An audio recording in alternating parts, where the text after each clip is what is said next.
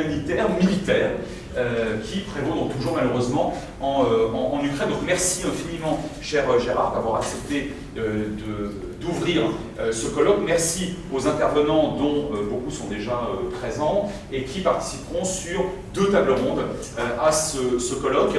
Je ne vous dirai pas de vous coiffer, on s'en fiche, mais sachez que vous serez filés, souriez s'il vous plaît quand même, et nous serons rejoints par beaucoup d'autres amis sur l'autre espace qui dorénavant est extrêmement important, c'est-à-dire l'espace Internet.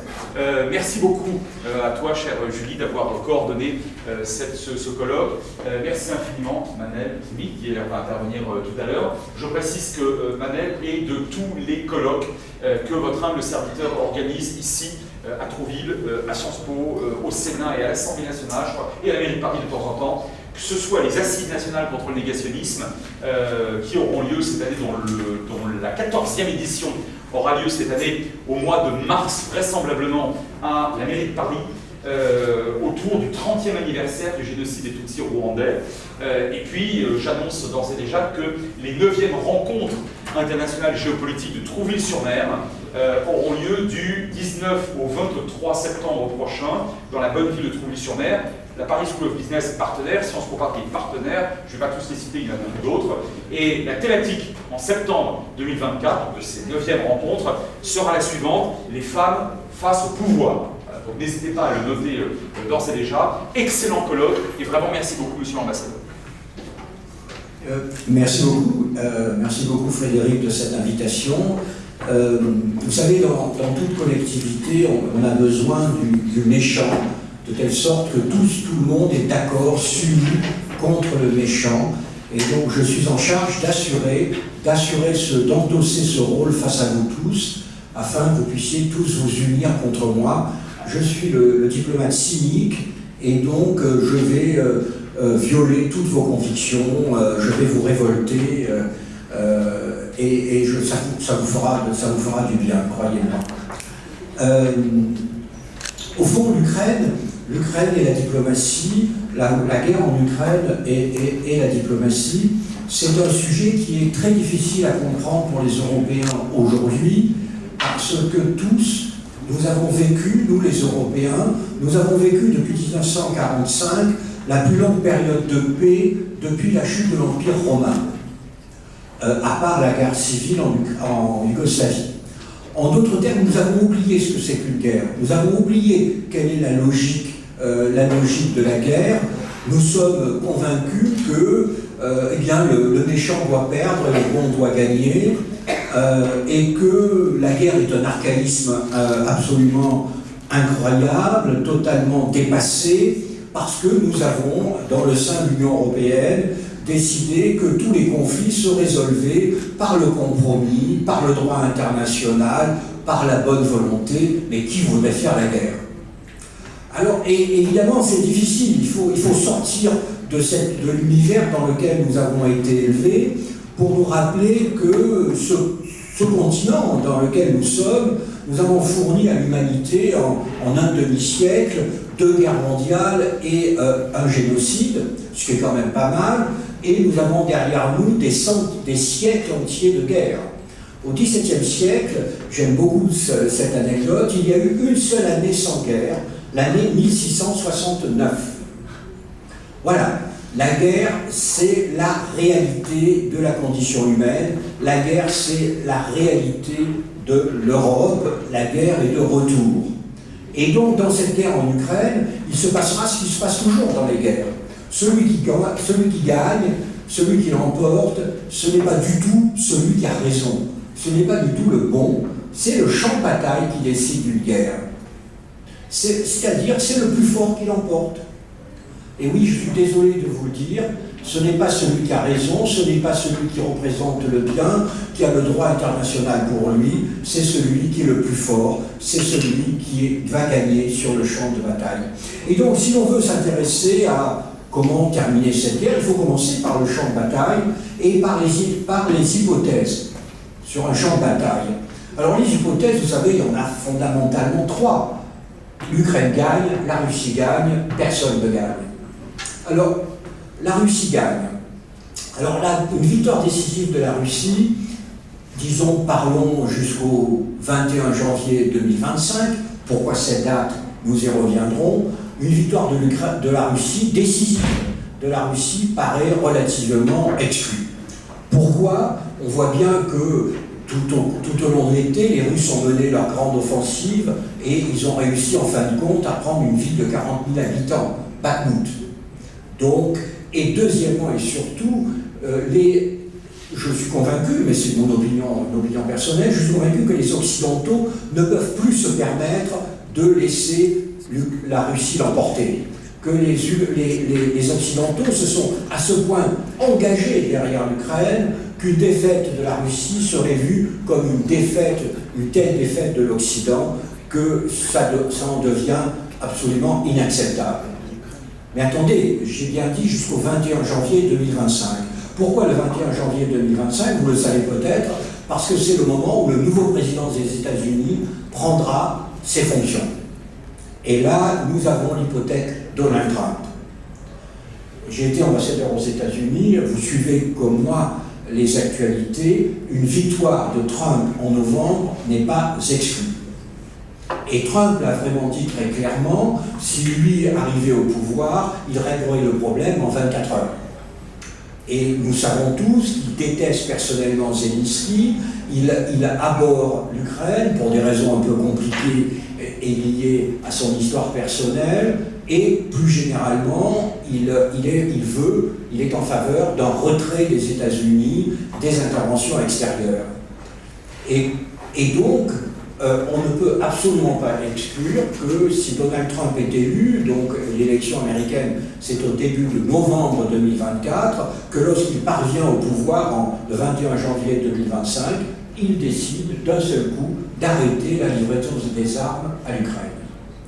Alors le problème que nous avons, c'est qu'à l'heure actuelle, l'Ukraine ne peut pas se battre sans l'aide extérieure, vu la disproportion des forces et des économies entre l'Ukraine et la Russie, et j'y reviendrai. Le problème, évidemment, excusez-moi, le XXIe siècle, voilà. Le problème, c'est que l'aide de l'Europe à l'Ukraine est en volume à l'heure actuelle supérieur à l'aide des États-Unis, mais l'aide européenne, c'est une aide essentiellement économique et financière, et l'aide américaine, c'est une aide essentiellement militaire. En d'autres termes, c'est les États-Unis. Si l'aide américaine s'arrêtait du jour au lendemain, les Européens et l'industrie d'armement européenne ne seraient pas capables de prendre le relais. Alors récemment, Poutine a déclaré que si les Américains arrêtaient de soutenir l'Ukraine, la guerre s'arrêterait en 2 semaines. Il exagère sans doute, mais en réalité, si Donald Trump est élu, la question de l'avenir de l'Ukraine, la question de que peuvent faire les Européens, que feront les Européens qui n'ont pas mobilisé leur industrie sur un pied de guerre aujourd'hui, le feront-ils? La question se poserait. Donc, victoire décisive de la Russie, elle n'est pas exclue. Elle n'est pas exclue après le 21 janvier 2025, selon les résultats des élections. Elle n'est pas exclue, elle n'est pas acquise non plus. Tout dépendra de la détermination des Européens. Deuxième hypothèse, là, la victoire décisive de l'Ukraine. Et là, je dois vous avouer que je ne vois pas comment l'Ukraine pourrait remporter une victoire décisive sur la Russie. D'abord parce que la disproportion des forces. Il y a 40 millions d'Ukrainiens, 140 millions de Russes. La Russie a la deuxième industrie d'armement du monde, et la Russie a des ressources financières considérables. Et donc la Russie, en tout cas en 2024, la Russie peut parfaitement continuer la guerre. Et j'ajouterais même que la Russie a intérêt à continuer la guerre. Parce que si j'ai commencé par évoquer l'hypothèse d'une victoire de Donald Trump, c'est évidemment parce que au Kremlin, on rêve d'une victoire de Donald Trump. Et donc si vous étiez Poutine, en relations internationales, il faut toujours se mettre dans les chaussures de l'autre. Si vous étiez Poutine, vous direz, mais l'élection de Donald Trump, c'est un tel jackpot, c'est la victoire, que j'ai évidemment intérêt à attendre les élections américaines. Et donc, d'un point de vue russe, même si l'Ukraine, ce qui ne semble pas être le chemin que la guerre prend, même si l'Ukraine reprenait le Donbass, même si l'Ukraine reprenait la Crimée dans les mois qui viennent, eh bien, la Russie pourrait naturellement continuer la guerre. La Russie, c'est 17 millions de kilomètres carrés quand même. Et donc, la Russie pourrait, pas éternellement, mais en tout cas se dire, même si j'ai perdu la Crimée, eh bien, j'attends l'élection présidentielle. Et donc, de nouveau, avec un horizon 2024, vous savez, l'être humain, il est difficile de prévoir au bout plus loin qu'une année, sauf assassinat de Poutine, sauf mort brutale de Zelensky. Il faut toujours garder 5% d'événements totalement imprévus. Personnellement, je ne vois pas, en 2024, je ne vois ni une victoire de l'Ukraine, ni une victoire de la Russie. Et donc, pour continuer à être analytique, froidement analytique, le plus probable, c'est quand même la poursuite de cette guerre d'usure, où les succès se mesurent en milliers de morts et en kilomètres gagnés. Alors, on a fait le parallèle du front de l'Ouest de la Première Guerre mondiale. En tout cas, on en est là. On gagne 1 kilomètre, on gagne 2 kilomètres, on perd 3000 hommes. Voilà. C'est, me semble-t-il, quand même, pour l'année 2024, la probabilité la plus élevée, cette prolongation d'une guerre d'opposition. Donc, honnêtement, pour le moment, je conseillerais aux diplomates de continuer à jouer au golf ou de manger du chocolat, parce que je ne vois pas trop quels peuvent être pour l'année 2024, quels peuvent être les espoirs de négociation. Alors, cela étant, d'abord, pour un peu ne pas vous désespérer, il y a plusieurs éléments qui peuvent éventuellement aller dans la direction de la diplomatie. C'est tout d'abord le fait que les États-Unis, contrairement à ce que beaucoup pensent, les États-Unis voudraient se mettre un terme à cette guerre le plus rapidement possible. Les États-Unis ont une priorité qui s'appelle la Chine. Ils ont été attirés dans cette guerre par Poutine parce qu'ils ne peuvent pas accepter, dans le grand jeu géopolitique la subordination de l'Ukraine à la Russie, mais fondamentalement, l'Europe n'est plus leur priorité. Fondamentalement pour eux, la Russie n'est plus le sujet. Il faut se rendre compte qu'à Washington, les Américains disent la Russie, c'est une puissance régionale. Obama disait la Russie fait des guerres du 19e siècle avec des armes du 20e siècle au 21e siècle. Le sénateur Romney disait la Russie c'est une station-service avec des armes nucléaires. Aux yeux des Américains, le vrai problème, le seul problème pour eux, c'est évidemment la confrontation avec la Chine. Et donc lorsque la guerre a éclaté, les Américains étaient en train de partir d'Europe sur la pointe des pieds. C'est quand même Poutine qui les a rattrapés par les Basques, qui finalement les a obligés à revenir en Europe. Mais vous remarquerez que les Américains sont très prudents. Dans les livraisons d'armes à l'Ukraine, ils n'y vont que pas à pas. Il a fallu tous les 3 mois, ils cèdent à la pression des Européens en envoyant un type d'arme. Ils n'ont toujours pas envoyé, par exemple, d'avions de combat. Et lorsque, quand même, ce qui est quand même un événement qui est quand même capital, lorsqu'en juillet le sommet de l'OTAN s'est réuni, eh bien, le pays qui s'est opposé à l'adhésion de l'Ukraine à l'OTAN, ce sont les États-Unis.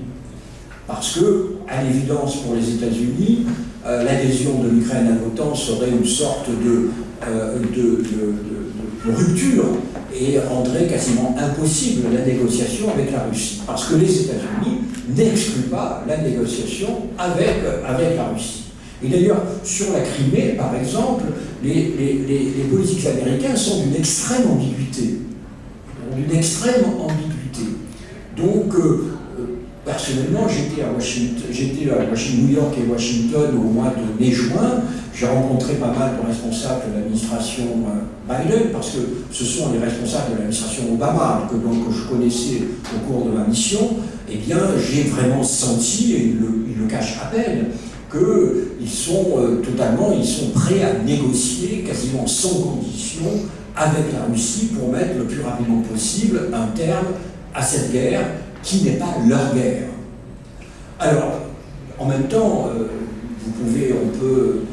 on peut en effet dire cela, laisser entendre cela du côté américain, mais évidemment, il faut, comme on dit en anglais, it takes two to tango, il faut être deux pour danser le tango et pour négocier en particulier, et du côté russe, cela étant, comme je l'ai dit, l'intérêt de la Russie paraît plutôt de prolonger la guerre pour voir un petit peu comment se dérouleront les élections américaines. En tout cas, du côté américain, il peut y avoir une négociation.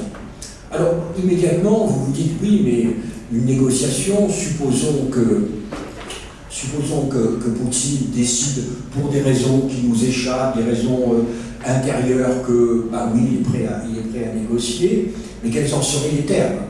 Et là, immédiatement, vous vous heurtez à un obstacle majeur, car la Russie a annexé les 4 provinces, ou les 4 oblasts, et solennellement, et donc, et de son côté, vous pouvez bien imaginer que l'Ukraine ne peut pas accepter l'annexion de ces 4 provinces, d'autant plus que, en plus, le fait que les Ukrainiens en ont reconquis une bonne partie.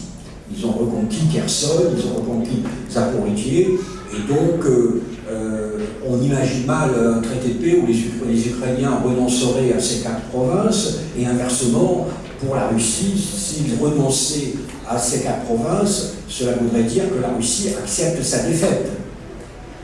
Et donc là, vraiment, d'un seul coup, vous vous heurtez à une sorte ce qu'on appelle une aporie, un problème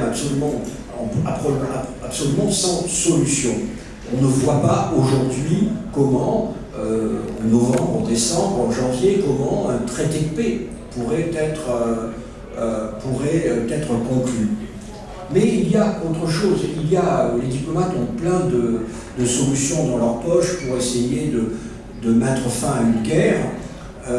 L'ambiguïté est une solution riche pour la diplomatie, et vous avez d'autres solutions qui sont l'armistice ou le cessez-le-feu.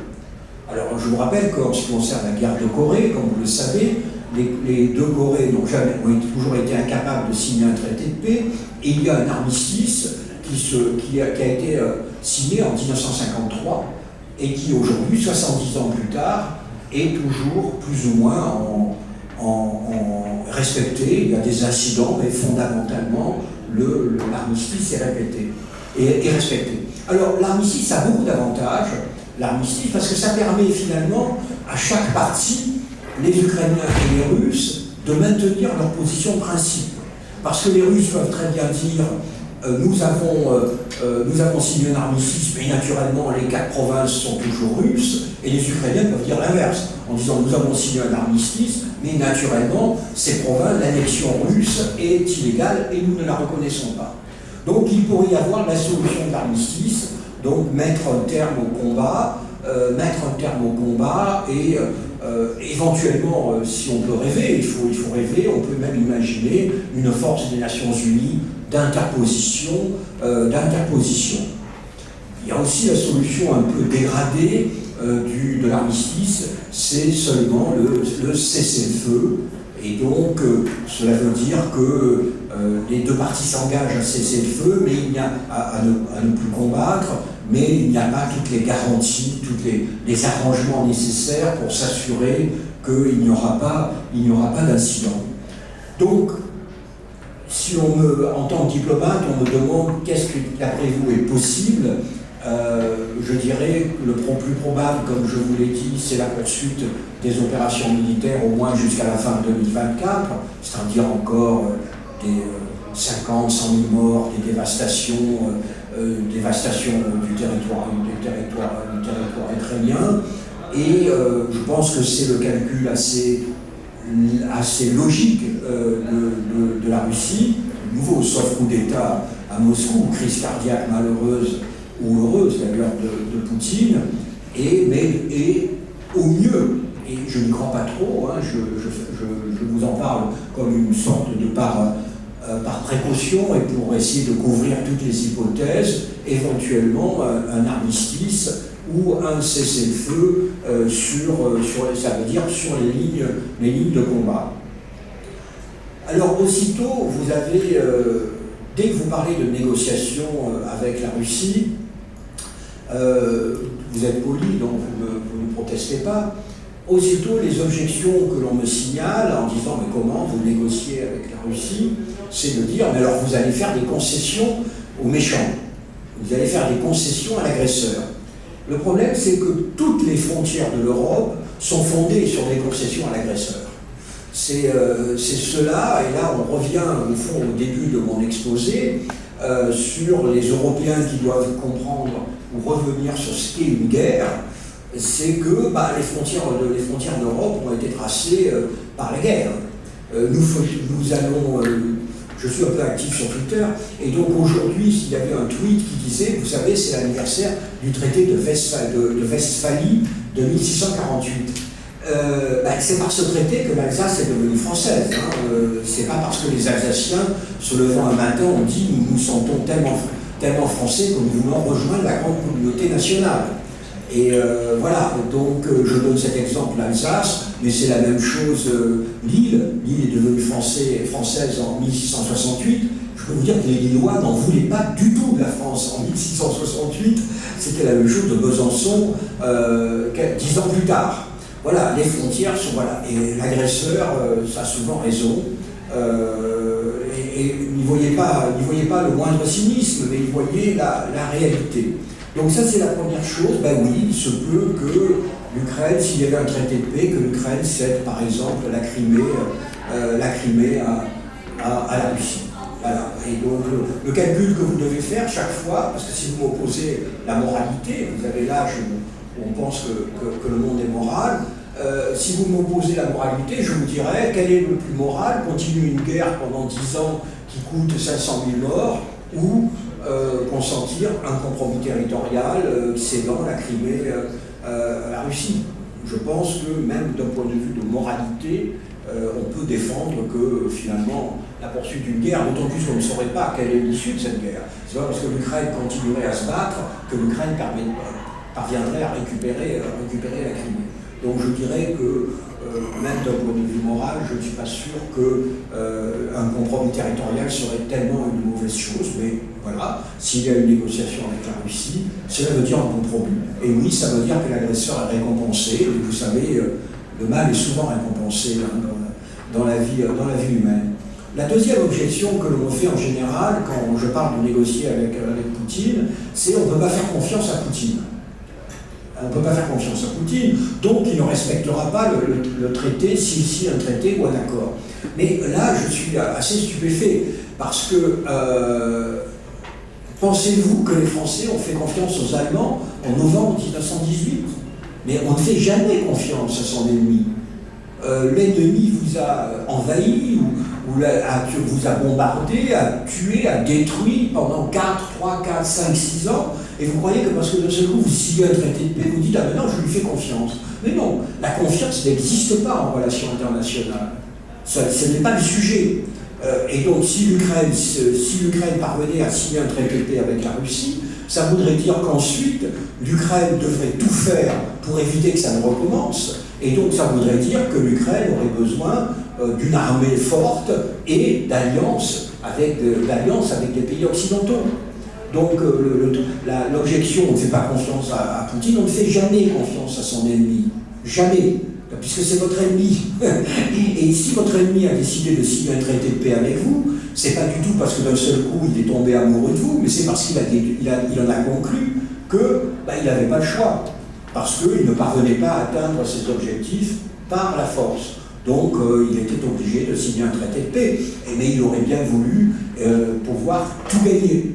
Donc voilà, si Poutine, de nouveau, si un traité de paix avec Poutine, quelles que soient les intentions de Poutine, il faut de toute façon préjuger qu'elles sont mauvaises, et donc cela voudra dire que l'avenir de l'Ukraine, c'est d'avoir une armée solide, de dépenser beaucoup pour sa défense, et de nouer des alliances en Europe occidentale et avec les États-Unis. Et c'est la raison pour laquelle les Ukrainiens, ce qui est tout à fait logique de leur point de vue, les Ukrainiens veulent évidemment, désespérément, rejoindre l'OTAN.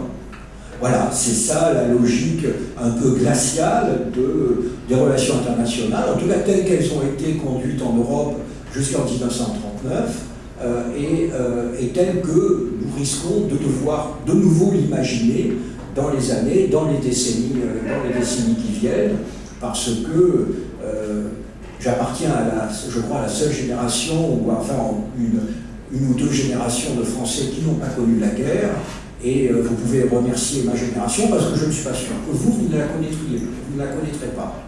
Et donc c'est un petit peu ça la leçon, et donc si nous revenons dans un monde où la guerre est possible, eh bien il faut aussi retrouver cette logique de la guerre, qui est la logique du rapport de force. C'est la logique où le faible perd face au niveau mieux être fort qu'être faible, et c'est la logique un peu, comme je l'ai dit, un peu glaciale d'une certaine géopolitique. Donc voilà, je ne vous apporte absolument pas d'espoir. Si vous me demandiez de parler du Moyen-Orient, puisque j'étais ambassadeur en Israël, je vous dirais que c'est à peu près la même chose, c'est à peu près aussi désespérant et aussi désespéré. Et si je fais ce parallèle, c'est de nouveau pour revenir sur cette idée que nous entrons dans une nouvelle période de l'histoire. Nous avons réussi à exorciser les Européens, nous avons réussi à exorciser le spectre de la guerre pendant presque 80 ans. Eh bien, nous sortons de cette période, nous revenons dans une période qui est beaucoup plus dangereuse, et nous avons oublié que cette paix, nous avons bénéficié en grande partie grâce à la protection américaine, parce que les Américains, on adore les critiquer, et ils sont très critiquables, mais ils nous ont aussi permis de vivre cette période de paix, et donc les Européens doivent s'adapter, ils doivent se réarmer. Et quand je dis réarmer, c'est pas tellement, oui, c'est physiquement, mais c'est aussi intellectuellement, pour pouvoir sortir un petit peu de leur rêve de bisounours, regarder le monde tel qu'il est. Voilà, vous avez le droit de me lyncher à la fin de cet exposé.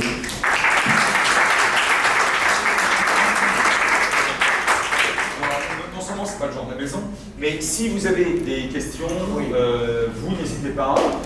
Voilà, monsieur l'ambassadeur n'a pas de... Alors les jeunes étudiants, réveillez-vous.